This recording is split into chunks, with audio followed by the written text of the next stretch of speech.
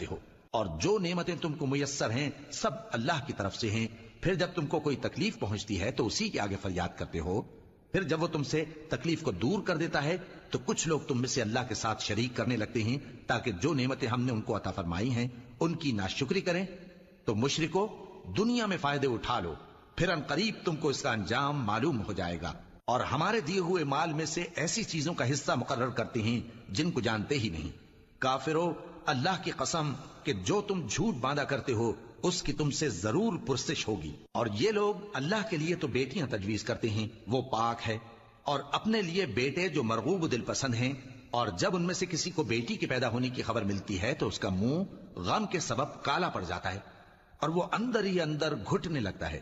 اور اس خبر بد کے سبب جو وہ سنتا ہے لوگوں سے چھپتا پھرتا ہے، سوچتا ہے کہ آیا ذلت برداشت کر کے لڑکی کو زندہ رہنے دے یا زمین میں گاڑ دے.